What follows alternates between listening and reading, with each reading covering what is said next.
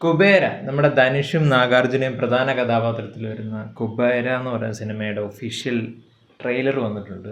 രശ്മിക മന്ദാനയാണ് ഒരു ഹീറോയിനായിട്ട് വരുന്നത്. ശേഖർ കാമലയാണ് അതിൻ്റെ ഡയറക്ടർ. ട്രെയിലർ നമുക്ക് കാണാം. ഇത് ആക്ച്വലി ഒരു ബൈലിംഗലാണ്, തമിഴിലും തെലുങ്കിലുണ്ട്.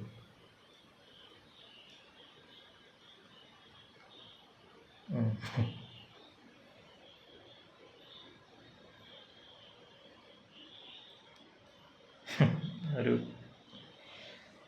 ഏകദേശം ഒരു സത്യമായ കാര്യമാണ് പറഞ്ഞത്.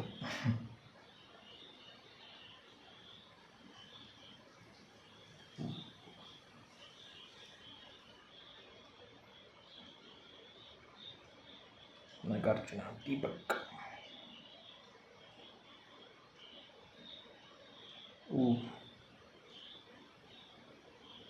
ധനുഷിൻ്റെ ഒരു കിടിലൻ പെർഫോമൻസ് ആയിരിക്കും. രശ്മിക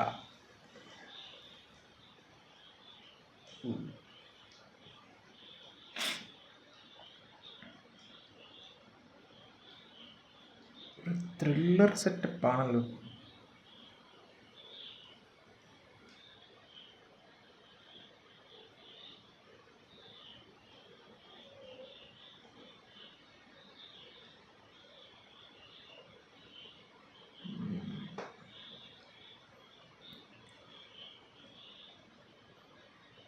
മ്യൂസിക് നമ്മുടെ DSP ആണ്, പക്ഷേ കൊള്ളാം. നല്ല DSPയുടെ ഒരു ടിപ്പിക്കൽ സാധനമൊക്കെ തന്നെയാണ്, പക്ഷേ കൊള്ളാം.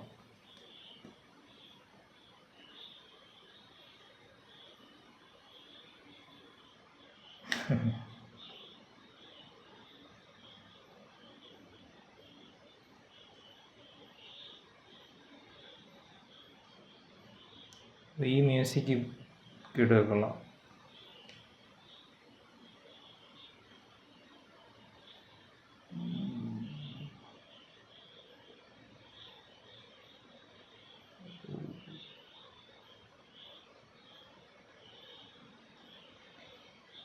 ജൂൺ 20th റിലീസ് വരുന്നത്.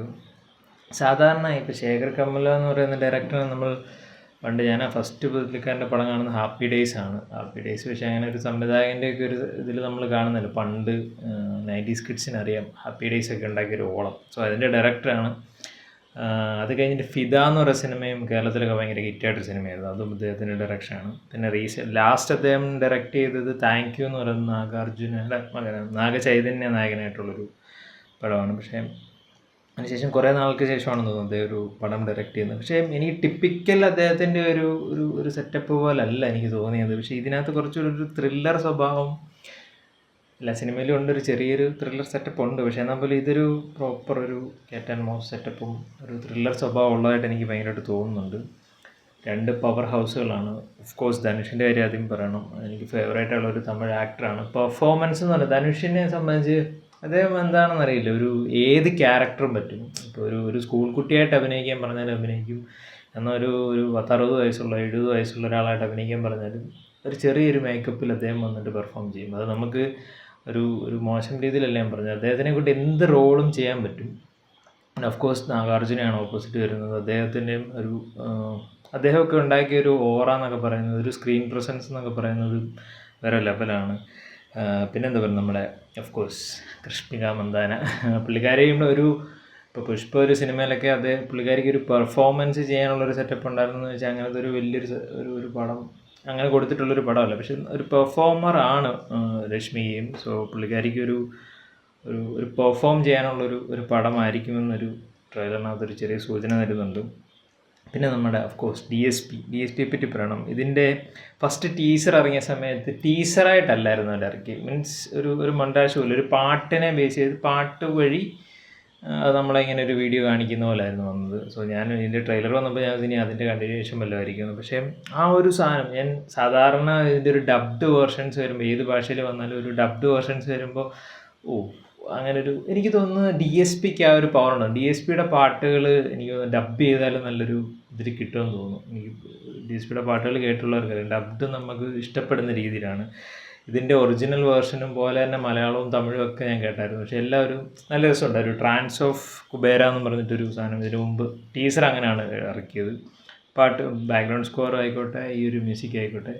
DSP ഒരു എല്ലാവർക്കും ഇഷ്ടപ്പെടുന്ന ഒരു മ്യൂസിക് ഡയറക്ടർ അല്ല. അദ്ദേഹത്തിൻ്റെ ഒരു പാട്ട് സെറ്റപ്പ് എല്ലാവർക്കും, ചില ആൾക്കാർക്കെങ്കിലും അദ്ദേഹത്തിന് ഇഷ്ടമല്ലാതുണ്ട്. പക്ഷേ എന്നാൽ പോലും ഫേവറേറ്റ് പാട്ടുകളിൽ ഉണ്ടാവും. ഒരു മ്യൂസിക് ആയിക്കോട്ടെ, ബാക്ക്ഗ്രൗണ്ട് സ്കോർ ആയിക്കോട്ടെ, മ്യൂസിക് ആയിക്കോട്ടെ, DSP ഒരു അലക്കാറുണ്ട്. ഇതിനകത്തും അതുണ്ടെന്ന് ഞാൻ പ്രതീക്ഷിക്കുന്നു. എസ്പെഷ്യലി ഇതിൻ്റെ ഒരു തീം മ്യൂസിക് ഉണ്ട്. ഈ ഒരു ട്രാൻസ് ഓഫ് അതിനകത്തും അത് വരുന്നുണ്ട്. ഈ ഒരു ട്രെയിലറിനകത്ത് അതിന് ഇടയ്ക്കിടയ്ക്ക് വരുന്നുണ്ട്. അത് വേറെ ലെവലായിരുന്നു.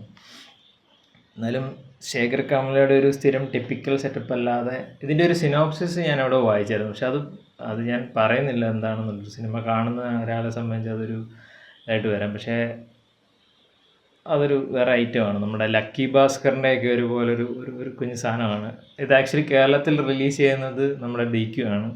അപ്പോൾ അതിൻ്റെ ഒരു വൈബ് അടിച്ചിട്ടുണ്ട് അവിടെ എവിടെയോ. ഈ ഒരു ട്രെയിലർ ഭയങ്കര പ്രോമിസിങ് ആണ്. അതെനിക്ക് ഭയങ്കര വിശ്വാസമുള്ളൊരു ഡയറക്ടറാണ് അദ്ദേഹം. സോ അദ്ദേഹത്തിൻ്റെ ഒരു ട്രാക്ക് മാറിയെന്ന് എനിക്ക് ഫീൽ ചെയ്യുന്നുണ്ട്. ആ ഒരു ട്രാക്ക് മാറ്റത്തിൽ ഒരു കിടിലൻ ഒരു സിനിമ തന്നെ, നമ്മുടെ ധനുഷ് ആൻഡ് നാഗാർജുനയുടെ ഒരു കിടിലൻ പെർഫോമൻസ് ഉള്ള, രശ്മിയുടെ കിടിലൻ പെർഫോമൻസ് ഉള്ളൊരു കിടിലൻ പടമാകട്ടെ എന്ന് ഞാൻ ആശംസിക്കുകയാണ്. നിങ്ങൾ ഈ ഒരു ട്രെയിലർ കണ്ടിട്ടുണ്ടെങ്കിൽ എൻ്റെ അഭിപ്രായം പറയാം.